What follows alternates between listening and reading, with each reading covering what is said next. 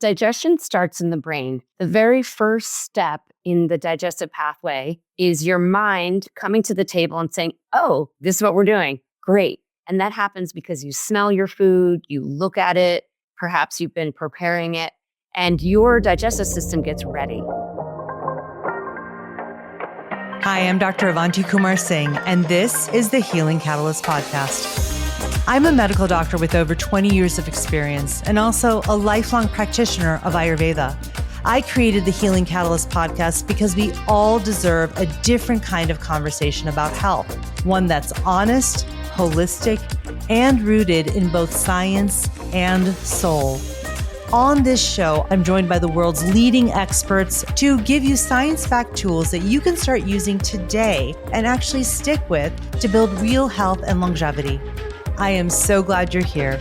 Now let's get to it. Hello, my beautiful friends. Welcome back to the Healing Catalyst podcast. I'm Dr. Avanti Kumar-Singh, and I'm so thrilled to be back with you again this week. So today's episode is for every woman who knows what to eat, but still can't figure out why it isn't working.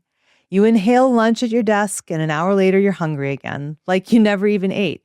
You cook the healthy meal and you still feel bloated, heavy, like something is off. The vegetables go bad in the drawer. Meal prep Sunday just lasted maybe 2 weeks before you gave up. And so you think maybe Ozempic is the answer, right? Everyone is talking about this drug right now. And honestly, the idea that something can turn off the food noise, well, that sounds like a miracle when you've tried everything else. Am I right?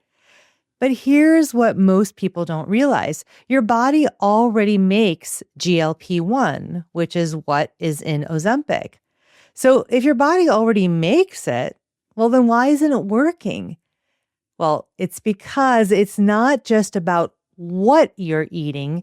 It's about how you're eating it, how you're showing up to your meals.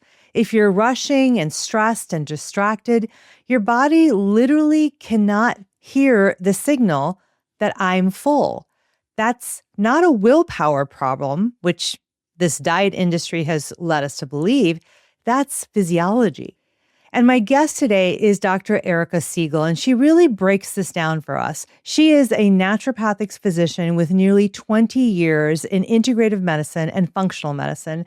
And she's also the author of the beautiful 2-volume book called The Nourish Me Kitchen.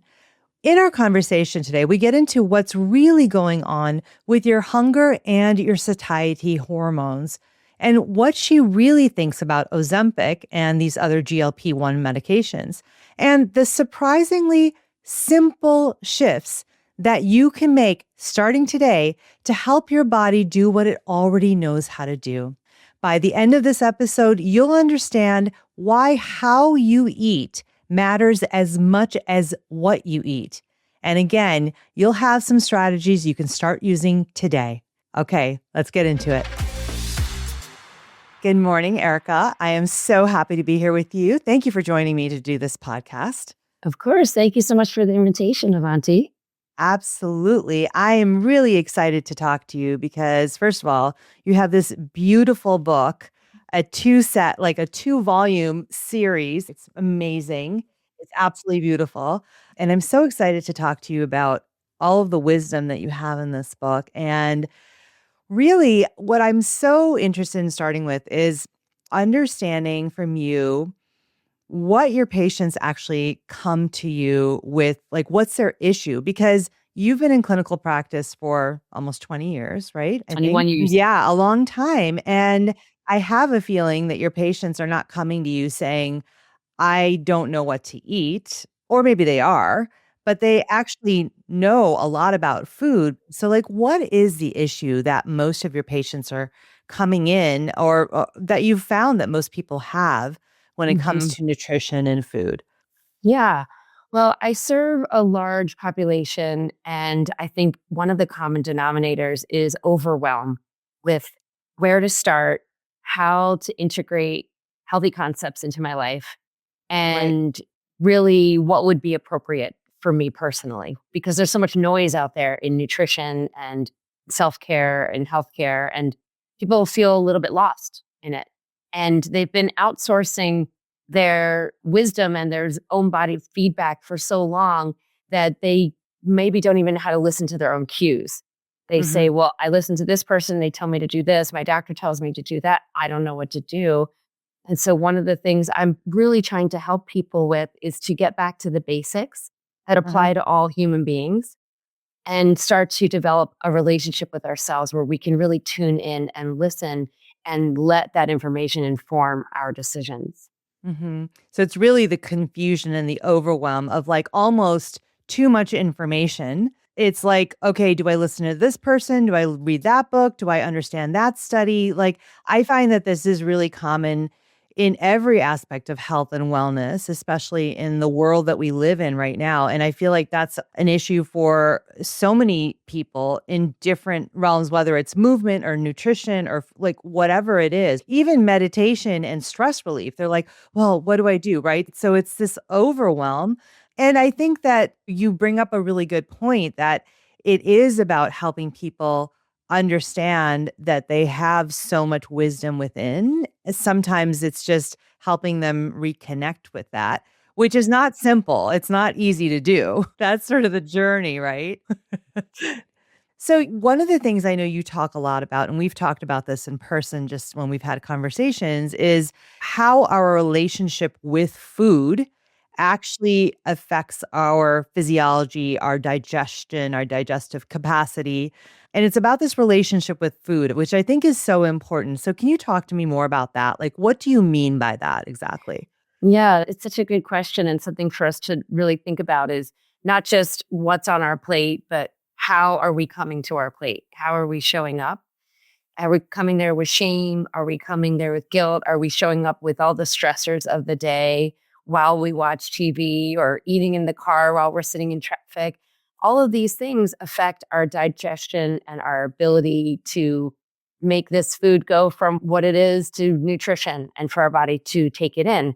So, Hmm. one aspect of this that I like to talk about is mindful eating and how being mindful and being present for your food preparation and for your eating will support your digestion because it's supporting your nervous system. It's turning Hmm. on the parasympathetic state, which is the rest and digest state, the state which is going to create all those gastric juices, hydrochloric acid, enzymes, sodium bicarbonate, the peristalsis that moves things along.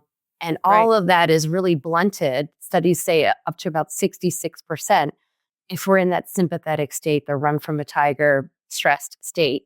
And Right. that we can create that state, one state or the other, with our intention and our mindfulness. We can, be totally distracted, or we can bring our presence and take a few deep breaths and intentionally have that moment where we say, you know what, right now, I'm going to take 10 minutes, 15 minutes. I'm going to look at this food. I'm going to eat it. I'm going to try to digest it. I'm going to tell my body, hey, this is what we're working on right now, instead Right. of the 10,000 things that we may put our attention on. Right. I think that's such a good point. And, one of the questions I often get from people is, well, Dr. Kumar-Singh, I have eliminated X, Y, and Z from my diet. And I think that I am really mindful about what I'm eating and how I'm eating. So a lot of people feel that they are mindful and they're still not feeling well. What do you think is really going on there? Because I think so many people, again, have so much knowledge about what foods they should eat, what would be best for them. It's not always that they just have no idea what to eat, but it's like, what is the disconnect there then? Oh, I think there's so much that could be at play. Someone might not have enough digestive fire to break down raw foods, and they're eating big salads, and then they feel bloated and uncomfortable, and they think, Right. well, this is what I'm supposed to eat. I'm supposed to eat raw vegetables. It's good for me to eat a salad. Well, yes, the Exactly. nutrition in a salad is good for people, but if you don't have the digestive fire to break it down, then it's going to sit there like a compost pile. Right. Perhaps someone has a deficiency in an enzyme to break a food down. They could be lactose intolerant because they lack the lactase enzyme. And these Right. are all things that we discover with trial and error and intuition and noticing, being a good historian. Like, oh, every time I eat ice cream, I get a bellyache. So maybe starting to take notes and understand that there's all these different relationships with our food and starting to notice how you feel when you eat. I will always ask people when they tell me that they're having stomach trouble, is there something that you know that if you eat it, you will be absolutely fine? Like, let's say you had to show up for an event and feel really good. What would you eat? And people often know, oh, well, then I would just eat zucchini chicken and rice. Right. Okay, now we've gotten somewhere. We know some safe foods to build from. Hmm. What if we had to eat simply for a little bit and start to build from there? Like just cooked vegetables, chicken, or congee, khichdi, something that is simple, easy to digest. And then we build from there instead of starting with all the things and taking out one thing. Right. Maybe we pare it down and go really simple to a diet plan where it feels comfortable for you and then build. Right. And there's so many things that some people don't digest sulfur rich foods well. They lack the capacity to clear that sulfur.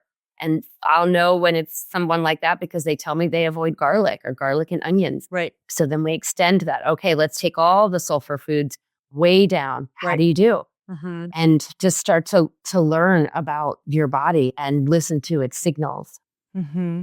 Yeah. So it's interesting what you're saying, because I think so many people think that it is a willpower thing of like, okay, if I just eliminate all these quote bad foods from my diet, what culture and the world says is bad for you, and I eat these quote healthy things, the salads or the vegetables, Yeah. that actually is part of the problem, because we've Yes. assigned good and bad in general, but not understanding what is good and bad, or what is, I like to say, health supporting and health weakening for us specifically for our own bodies. And so let's talk about that. Like, this is that awareness, right? Right. But it's so hard to know where to start. Yeah. I love thinking about that because anything can be friend or foe. And I tried to tell people, well, someone will say, well, can I drink coffee? And I say, I don't know. You tell me what happens when you drink coffee. I can't drink coffee. For you, it might be friend, it might be medicine. Yeah, that one cup might really bring you a lot of energy, increase blood supply to your brain, increase blood perfusion to your muscles, and make you feel sharp and efficient. Right. Therefore, that food is friend. But maybe by that third cup, you're getting acid reflux, you're getting anxiety, you're getting looser stools and trouble sleeping. So this Right. is where nothing is necessarily that simple. We have to experience it and check in. How am I Mhm. doing? And then the more that you align with the pillars of health where you're feeling more balanced, then you'll be able to notice when you go off a little bit. And then you Mhm. can course correct from that place.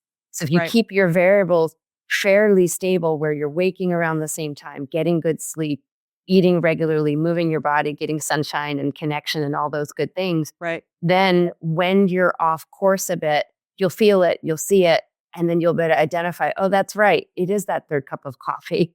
Or maybe you stop coffee for a couple of weeks. And if you need caffeine, you do green tea or black tea, and you just check in. How do I feel? Right. What does my intuition tell me about this choice? Right. Yeah. I mean, I think that's such a great point of that awareness, but awareness takes that mindfulness, and just it takes a little bit of time, right? Because I think we Yes. also live in this world where everything is about, like, we're trying to go through this task list and be productive. And so, okay, I'm going to plan my meal. It's all these quote healthy things, but I'm going to eat it really fast, right? So let's talk about eating speed, because I know that that is a really big thing to take into consideration. And a lot of people will hear about mindful eating and they're like, oh, yeah, whatever, And again, we've talked about the nervous system, but there is some physiology behind slowing down this process of like why your eating speed actually matters for your physiology. It does. Yeah. Well, because digestion starts in the brain. The very first step in the digestive pathway is your mind coming to the table and saying, oh, this is what we're doing. Great. And that happens because you smell your food, you look at it, perhaps you've been preparing it, and your digestive system gets ready. So it starts producing saliva, which is why people's mouths will water. And if your mouth is watering, great. You have turned your digestion on. What's happening in your mouth is happening in your stomach. That's the first part. And then chewing and smelling your food continues to create those digestive juices. We need to chew our food because our stomach doesn't have teeth. So we need to break our food down to reduce the work on our digestive organs. We want our food to come in really well saturated with saliva. and well broken down. So it's just less work on the stomach. Mhm. And then the whole process really requires continued attention because the second your energy is pulled away elsewhere, your digestive capacity goes down. So Mhm. if you slow that process down, you allow your brain and your body to catch up. Mhm. We also have the effect of slowing down our blood sugar spike because if you eat really quickly, and let's say you drink a glass of orange juice before your meal and you chug that down and then you get into your meal, well, now you've entered the blood sugar roller coaster. Your blood sugar and insulin are going to rise. They will quickly fall off the cliff on the other side. And you Mhm. haven't given your body a chance to absorb the fats and the proteins and the fiber from your meal, which will ultimately slow that glucose spike. So when you eat slowly and perhaps choose to eat your fibrous foods first, your vegetables first, you really slow down that glucose spike, which is one of the most physiologically important things of our eating and our health is maintaining stable glucose. And Mhm. that is better achieved when you eat slowly, intentionally, making sure your plate has a representative of protein, fat, and fiber on it. These are Right. all the things that a lot of people are talking about these days and are very important physiologically for our digestion and our total health. Yeah. I mean, these are all such important things. And as you mentioned, there's like a whole slew of different hormones that are involved in eating. The brain will signal. You've got ghrelin, you've got leptin, GLP-1. All of these are at play in helping your brain understand hunger versus fullness. You're allowing for that whole cascade to happen, right? Those levers to turn on and off. That's such an important point because if you eat really quickly, you don't get those first signals. You're getting them late and you might overeat. So I'm really glad you Mhm. mentioned that because when you eat a fat, it's going to take about 20 minutes for your brain to register that it is satiated. Mhm. And so if you continue eating beyond the time that you're actually satiated, then you are going to likely overeat. And there are Right. some Asian traditions that recommend that you eat until you're 80% full and then you wait. Right. And likely you'll actually find that you are completely satisfied if you just give it a little bit more time. And Right. slowing down the eating process allows for that. Right. Yeah. Because like you get hungry and ghrelin is like, okay, you're hungry, right? It tells your Yeah. brain.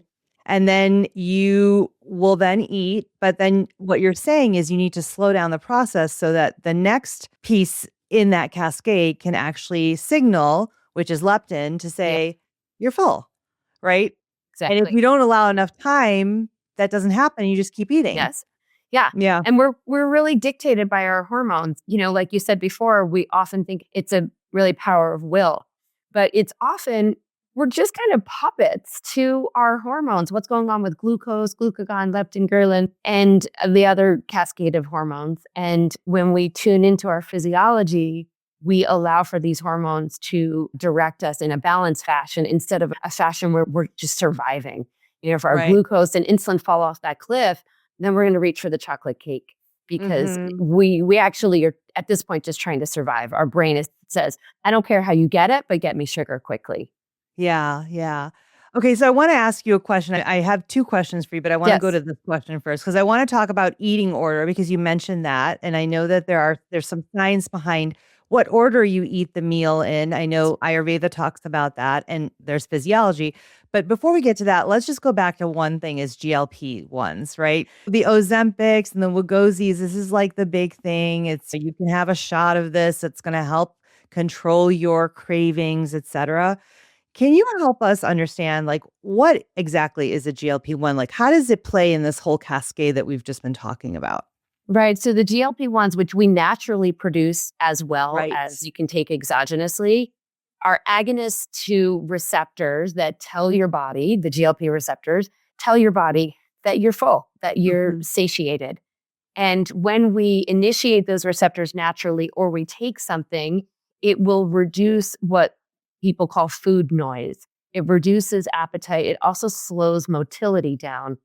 The upside of the GLPs is that it can help reestablish good patterns in someone's eating and help them lose weight. The downside is that we're often seeing that people are losing their appetite and losing a lot of weight and losing a lot of lean body tissue. So they're often losing muscle, which is a real problem, because if they get off that medication and they go back to their old ways, their likelihood is that they will gain weight back, and they've now lost muscle, and what they're going to gain back is likely going to be adipose tissue or fat.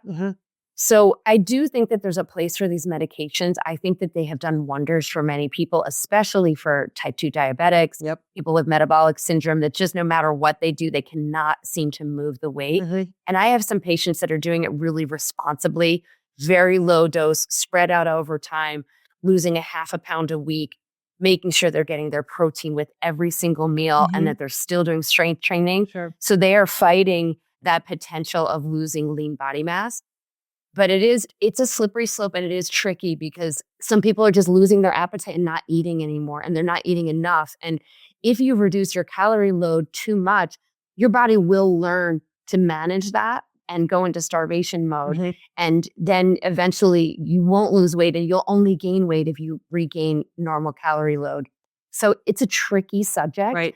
I think it can be done well, but just prescribing it without a lot of support is perhaps a problem. And I do think that a lot of people are going to have rebound to weight gain and lose their very important lean body mass, their muscles. And I'm seeing this a lot where the pattern is people are losing the weight in their legs. They're losing their quadriceps. That is essential for our healthy aging. That is essential for our balance. That is essential for our blood sugar stability. So I want to see people using that medication smartly if they're going to use it, which is at the lowest dose, spread out over time, maintaining their necessary calories, making sure they're getting their protein, their fat, and their fiber, and still doing strength training so they can really keep that body mass.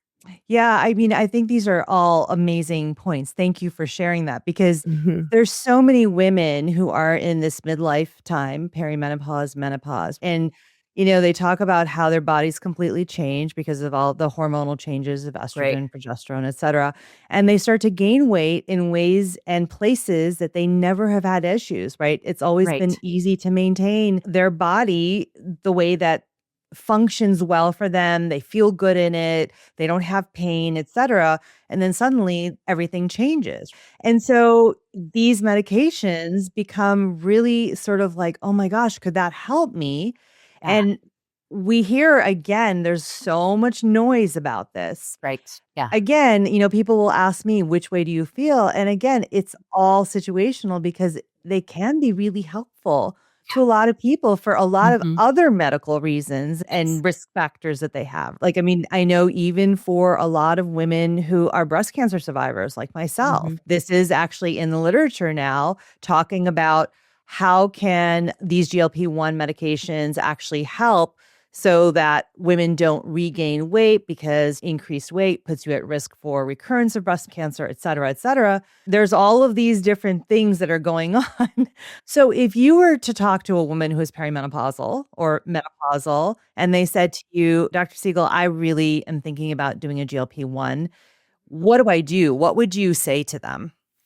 Well, I'm always happy to have those conversations, and I'm first going to check to see that all the other pillars and that the hormone balance is in play, because GLP-1 is just one arm of the treatment strategy. So first I want to make sure, okay, is their sleep good? How are their rhythms? Are they drinking water, eating good, balanced meals? What's their movement like? I mean, I want to make sure strength training 2 to 3 times a week, that they're getting into zone 2 times a week, that they're doing HIIT training 2 times a week. That all of that, for me, I would like to see in place, or at least a strategy to get that in place, because that is the foundation that is going to keep you in a healthy state beyond GLP and get you to your metabolic potential at this moment. I also will be very interested in hormone replacement therapy, bioidentical hormone replacement, if they are candidates for that, which I think a lot more women are candidates than they think. Even breast cancer survivors, there's so much great research right now. This book, Estrogen Matters, talks about this, that even breast cancer survivors could be on a very low dose of estriol. So getting all of that, the entire picture. I'm an integrative physician practicing functional medicine. So I'm going to look at all aspects. I'm never going to say yes GLP or Right. no GLP. I'm going to say, tell me the whole story. I want to know all of it. I want to know if you're sleeping, because if you're not sleeping, it's going to be really hard to lose weight. What's your cortisol like? We are complex organisms. So I want to know the whole story. Right. And then I might say, yeah, it sounds like you are really doing all the right things. Let's layer on the GLP-1. Let's start really low dose. Let's see how you respond. Let's see if we can get you to move some of this visceral fat, which is likely Right. what's causing the weight gain, and make sure that they're being honest with themselves about, are you hitting your protein and fiber goals? Really, that's what I want to see in place first, is the foundational lifestyle things. And then always happy to layer on medications in a targeted fashion that are going to have a very specific effect. Yeah, I think thank you for that. That's really helpful because I think that it is so important. Again, this comes back to, really integrating all of life because all of life affects your health. And so it can't just be, okay, I just need to get rid of this weight and let me do this medication. Again, there's no judgment. I think that it's very helpful, but it's really, like you said, taking into consideration, like, what is the full picture? And I do think that integrative physicians, functional medicine physicians really understand how to look at that whole picture and advise you in that way. So thank you for that. Let's talk about this idea of what order you should be eating foods in during a meal, because I think that's like a really simple place sometimes to just start if you're overwhelmed with like, okay, I don't know what to eat, or is this healthy for me or is this not? And so many people will also say like, I don't know what foods make me feel bad. Like there's a lot of people who just don't really, they're not sure and they get overwhelmed. So would this be a good place to start of like, okay, thinking about what order you're eating food in? Yeah, I mean, I think to answer the second question first, simplifying your diet, again, trying to find the things that you know are a safe bet. Mhm. Is it soup? Is it zucchini, rice, and tofu? Is it Right. a smoothie? Go to your safe bets. Start small and build. Mhm. And then, as far as the order in which to eat, the research shows that in order to stabilize blood sugar, which is one of our primary goals in our nutrition, Mhm. if you eat something fibrous at the beginning of your meal, especially leafy greens or cooked veggies, it will create a gel coating in your stomach that slows down the glucose transmission into your blood. So fiber first, and then protein, your protein and fats, and then ideally you're saving your carbohydrates for towards the end of the meal. Mhm. Well, that's no fun if you're having pasta because you want pasta with that yummy sauce. So Right. I would say don't overthink this too much. Right. But if you can tolerate salad, eat your salad first. That is just like an easy way to go. Eat your Sure. salad first. Eat some cooked, and I'm not talking about your whole salad. You could just eat half your salad or half your veggies. Right. Just give your body that opportunity to have the fiber hit there first, as opposed to a glass of wine first, because that glass of wine is a sugar rush. It goes Mhm. straight into your bloodstream. It actually goes straight to your liver very quickly.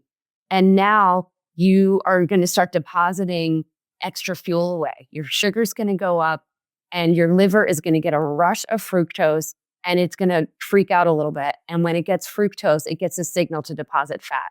So one thing I will tell people is if they tend to start drinking their wine before they eat, I ask them, are you willing to have your wine with your meal instead of before your meal? Mhm. And when people say, oh, yeah, that wouldn't be a problem, then I say, okay, do that. Let's scoot that forward. Yep. And then another really important thing is what's happening with the last few hours before bed. So some people will have their dinner and then 2 hours later, they will have a bowl of ice cream or they will have a big thing of popcorn and they will have a snack, dessert. That is really sabotaging their metabolic health because when you eat right before bed, you now have a hormone cascade that is working against you to create growth hormone, do a lot of healing, and lose weight.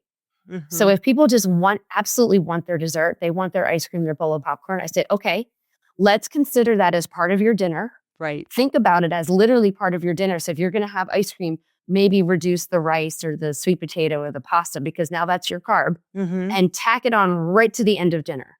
Because when you're done with dinner dessert, you're done. Done. At Right. that point on, it is tea and water. That's it. No more calories, ideally for 3 hours before bed, because that will allow your digestion to digest your food. So you're not going to have reflux and heartburn. And it allows for all the hormonal cascades that are required for good sleep, for less cortisol production, for you to lose weight and build muscle. So that is a really important timing issue.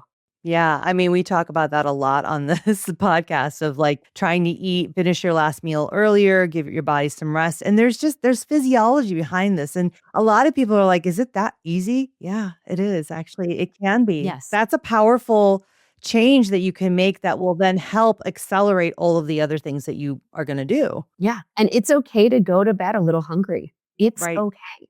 Unless there's always circumstances. Like, Of I course. don't think a single child should go to bed hungry. They need that snack before bed. That is their intelligence saying, I need to eat before I go to bed because they are so metabolically efficient and they're burning so much. Right. So all the way through teenhood, absolutely. Like my kids will eat a full meal 20 minutes before bed. It's like their fifth or sixth meal of the day because they're Right. 6 foot tall boys. Like Yeah. I anticipate that they need that. But Right. now my body says, you don't need that. And I appreciate understanding the physiology behind it because sometimes I'll get a hunger cue and think, oh, I need to solve that. That's not safe. Right. But what do I need fuel for? I'm getting in bed. I Right. really need for my digestion to be quiet so my body can handle all the rest of the things that it has to deal with. Right. Right. We always talk about that hunger cue, that midnight snacking that happens is really your brain interpreting the signals of your digestive fire. From an Ayurvedic standpoint, your digestive fire is increasing at nighttime, but that's for cleanup. That's not for handling new food. It's for handling the old stuff to clean it up and detoxify. And that's actually what happens physiologically in the body. And so we misread that because we're awake and we're like, oh, I'm hungry. But actually, your body just wants to rev up to clean up. So I Yep. think it's really understanding what is the pattern of the body also, and that helps you interpret things a little bit better. Yeah. And there's also, of course, circumstances. A woman who's pregnant, she might need to eat Right. even in the middle of the night. And I would say for people that feel unstable blood sugar in the middle of the night, that they can eat something before bed, but it should just be protein, literally protein powder and water. And that Mhm. way the blood sugar stays stable. It's not a lot of work to digest, Right. but it could get you through that 2 o'clock, 3 o'clock awakening. And that's a circumstance where I will say, okay, have 100 calories of protein Right. Yeah. before bed. Yeah. Yeah, amazing. So let's talk about the other sort of big thing that you talk about, especially in this book, because the first volume of the book is all about the wisdom and all of these principles. And the second volume in your book set is all the recipes. So I know that you are a very big proponent of cooking at home. And I know not a lot of people have heard some of this, but let's talk about it because cooking at home can really change so much for people. Let's talk about beyond the healthier ingredients. Why does cooking at home really matter for our health? There's a lot of research on this, I know. There's so much there. There's first just the emotional, spiritual relationship with your food, your family, your home, your kitchen.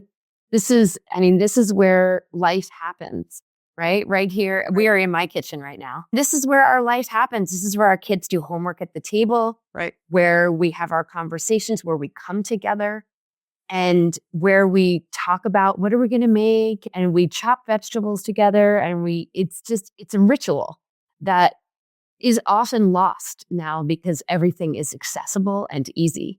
And it breaks my heart to think that we're losing that connection. We're losing the connection with what's growing right outside our door that we might be able to grow and bring in and put on our plate, and that we're losing our connection with making our own food and nourishing ourselves. When we make our own food, we also get to choose the ingredients. We get to choose what oils are going in. We get to choose how much salt to add, if we're going to leave the sugar out, to put a lot of veggies on our plate, maybe to go with less of the rice and more of what I call the growing foods, because it's not based on just volume. If a restaurant is making food, they're thinking about volume and bottom line. And so you're going to get a plate of food that is not representative of good nutrition. You're going to get something that represents what they have access to and what was probably most affordable to make. And that does not necessarily translate to what is best for your body. Right. There's been research that shows that eating at home, eating home cooked meals reduces your risk of obesity and diabetes by 25%. I think the numbers are higher than that even, because when we go to a restaurant, we will just often overorder and overeat. When we cook at home, we eat what we're going to eat. We put the rest over for leftovers. And there's just a different relationship with the food that we make at home. And I find that most food from a restaurant is oversalted, oversugared, too much sauce of something that we might not want. And it is absolutely going to use a cheap seed oil or veggie oil that we didn't want in the first place. So I just think it's very empowering to choose your own food. And even if you're overwhelmed and life is just seems like too much, you can make one thing and you can make a whole big batch of it. You can make one big batch of soup that you then have for lunch every day that week. And that's very empowering to know that at least one meal of the day is a winner. It is something you're choosing to eat, and you can have leftovers on rotation. You just have a lot more power when you cook for yourself and you teach your family members to cook for themselves. And it's a lifelong skill. Right. I will always encourage that. That's why with my book and the recipes, I try to make my recipes accessible, fun, easy, enjoyable, flexible, where people can trade things out and give people the confidence to be able to take good care of themselves, primarily through cooking for themselves. Yeah, I think that you bring up so many good points. And yes, the research is clear that when you eat at home, you have less risk factors for so many chronic illnesses, whether it's diabetes, obesity, high blood pressure, heart attack. I mean, there are studies to prove all of that. And that's great. But then how do you translate it into what you do? Because again, we live in this modern world where we're trying to do a bazillion things all day long and check things off the list, et cetera, et cetera.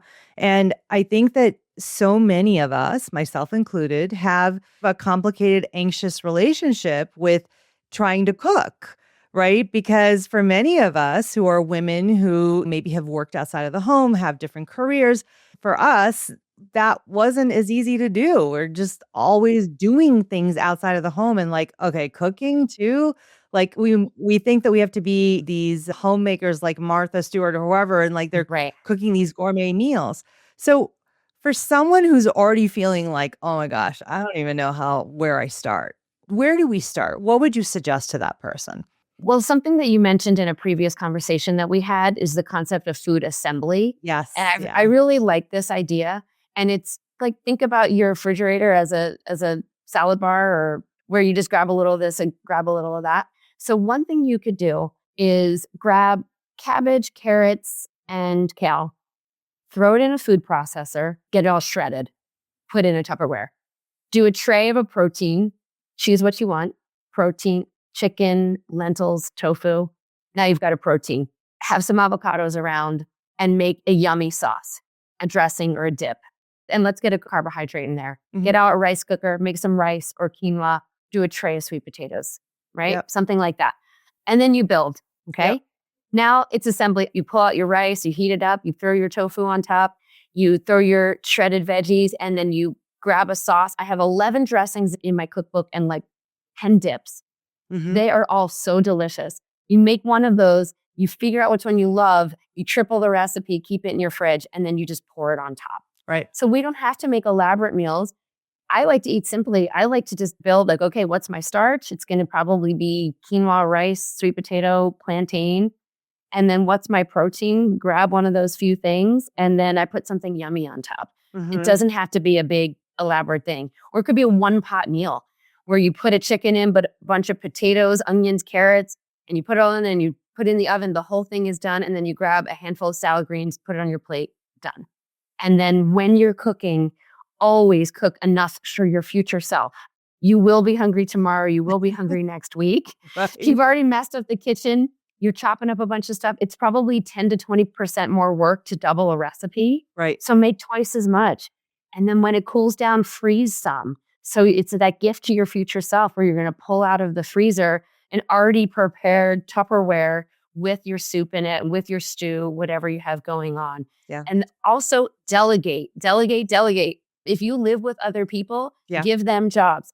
Hey, will you cut these carrots? Hey, will you be on this? And then you create the meal together. If you have someone that helps with the kids, have them help cook, give them jobs, print out recipes and say, hey, while the kids are napping, would you please prepare the vegetables for this? If you have the budget for having a helper help you cook, who literally comes over and cooks at your house and puts some meals there, that is an excellent way to use your resources. You can hire a teenager for this. You can hire someone in your neighborhood who Yep. wants some extra work for however much you think that's worth and have them meal prep and just say, I want you to make beans and rice. I want you to make a soup and chop these vegetables. I don't even know where these vegetables are headed, but they're already chopped. So you've taken all the work away from me. So Mm-hmm. just start to think about, I will be hungry tomorrow and next week. How can I create some strategy like we do Right. for all the other areas of our life and get the help that you need to make it happen? Yeah. Yeah. And, I think that you're bringing up so many good points. First of all, it's so good for your health, right? We've already talked about that. But then I think it's also this community piece that you've addressed. Like, get the other people who are living with you to participate. I mean, food is a way that we build community. We eat around the table together, right? That is the whole point. Although in modern life, that has become less true, right? So that is part of the problem. But bringing that back into sort of our everyday, and it's not only for holidays and birthdays, but it's Right. an everyday occurrence. Like some of the things that you've said, I've really tried to lean into a lot in the past 10 years of, first of all, involving everybody, making this food assembly sort of perspective of like making it simple, easy meals, the same sort of formula, carbohydrates, fiber, vegetables, some protein, and there you go. But then also, I really try to make meals an experience. And I talk about this when I talk about this idea of the principle of Ayurvedic eating. People who've listened to this podcast for a while know I talk about this a lot and I've written about it, is that what you eat matters, but why, where, when, and how much matter just as much, if not more. And these are a lot of the things that you're talking about, the physiology of like your mental state of when you're eating or approaching food that affects how you digest it. But things like using the really nice china for a dinner on a weeknight. There's Absolutely. something really beautiful and indulgent and Yes. sort of like, I'm going to live my life every day to the best and not just save this really beautiful napkins or candles or Yes. plates for a special occasion. I'm so glad you brought that up because I think it speaks to this concept of reverence. Mm, Reverence for what's in front of us, this beautiful food, reverence for being together as a family, which then creates more gratitude. right. So, and if you live through the lens of gratitude and reverence and love, then you see it everywhere. And it's just as simple as try to have colors on your plate. Your plate should be colorful. If your plate looks all brown and gray, well, what could you do? You could grab a handful of arugula, throw it on there, maybe chop some tomato, and now it's visually so appealing. And your body says, "Ah, thank you." It responds to that. Right. And so these are the little things.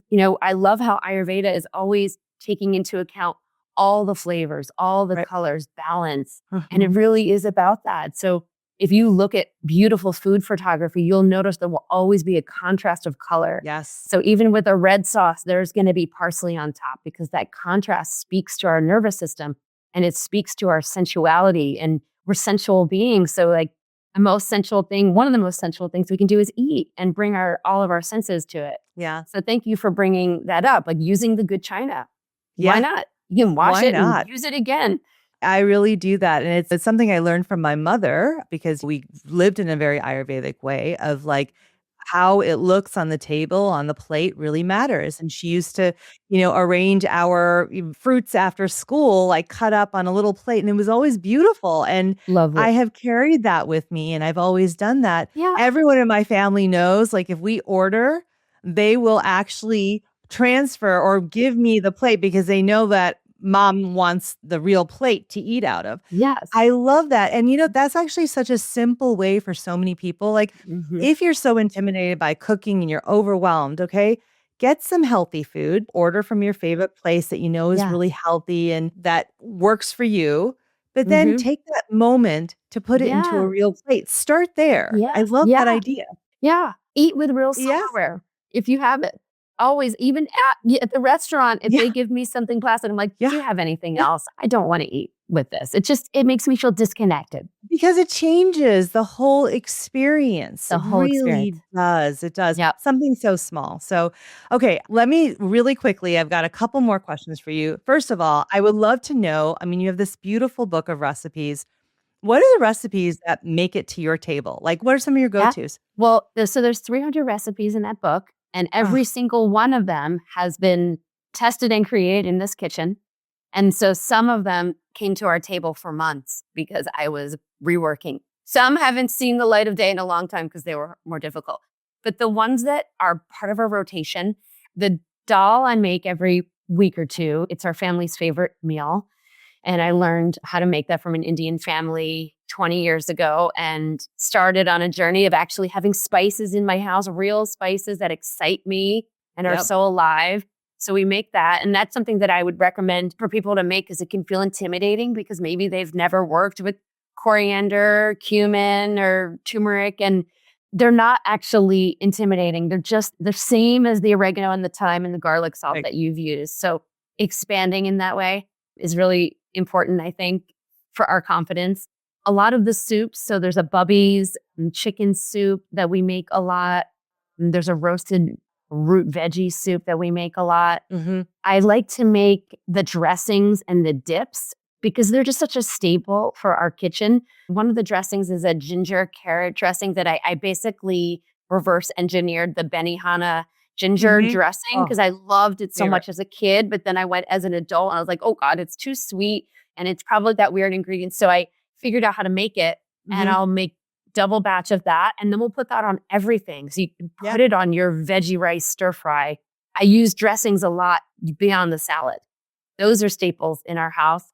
We'll make the chocolate chia cookies. Those are a staple. Everybody loves those. I always bring them when I go somewhere, and people are always crazy about those cookies because they feel like a superfood in your body. Mm-hmm. Like I'll have them as Yep. a snack, and I will feel energized and really good from them. Like all my Sure. sweets are actually superfoods in disguise.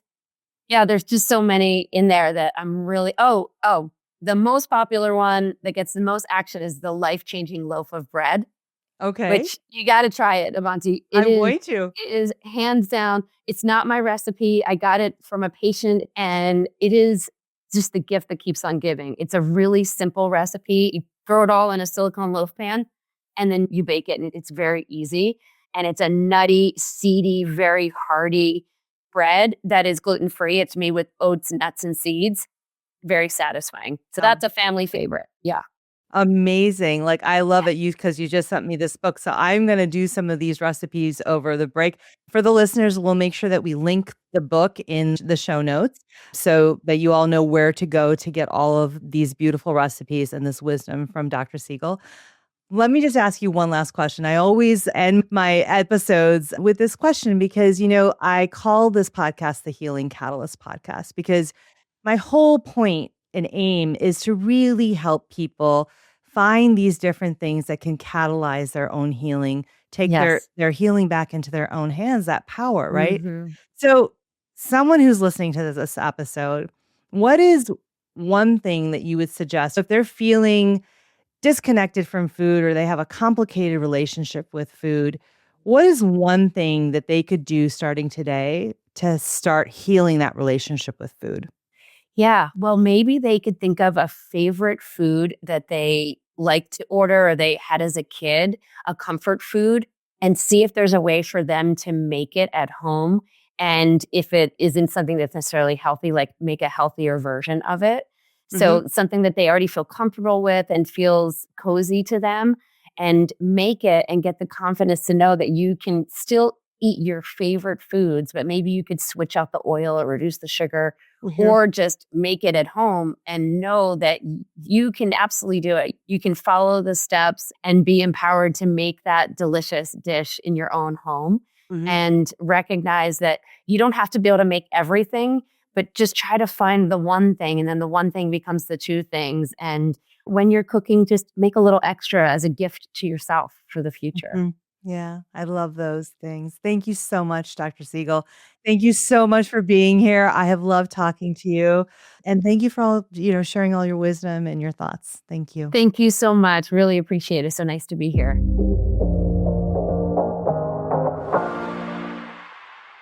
Okay, I don't know about you, but I am going to be thinking about this episode and this conversation for a while. What I loved was when Dr. Siegel told us that it's not complicated. And she didn't give us a list of 25 things to try and change. She helped us see that our bodies already know what to do. We're just not giving them the right signals or the right conditions. And that reframe, that's powerful medicine. My favorite part of the conversation was when she said that digestion actually starts in the brain before you even take a bite of food. When you smell your food, when you look at it, when you actually sit down and become present to your meal, that's when your body is already getting ready to digest. But if you skip that step, if you're eating while you're stressed, while you're scrolling, while you're running out the door, your body never gets the memo that a meal is about to happen. And that's why you can eat a full meal and never feel full. It's not the food, it's the state of your mind and your body when you eat the food. So here's your Health RX takeaway for this week. And this one is really simple. Before your next meal, sit down, pause, and take 3 deep breaths. That's it. Tell your brain that food is coming and get ready for it. Get the digestive juices flowing. That's all you need to do. And if you want to take it one step further, during your meal, eat your vegetables first. Get that fiber in there first to slow down the absorption and stabilize your blood sugar. And if you try either of these takeaways, please let me know how they're going for you. You can send me a message on Instagram or send us an email. I'd love to hear how it's going for you. Thank you so much for being here. And if this episode helped you and made something click for you, share it with a friend who needs to hear it. And leave a review if you haven't already. It really does help people find this show and helps the show grow a lot. I'd really appreciate it.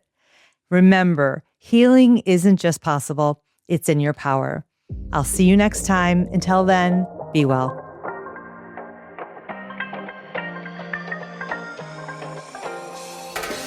Thank you for listening to The Healing Catalyst. If you found this episode helpful, please hit follow and share it with a friend. And if you feel inspired, please rate and review because it helps others find this podcast more easily. For more insights and tips, head to my website at avantikumar-singh.com. And to connect with me directly, find me on Instagram at Avanti Kumar-Singh. I loved sharing this episode with you. My hope is that you heard something today that sparks a catalyst in your healing journey and helps you build lasting health. Be well, and I'll see you next time. This is a Dante 32 production.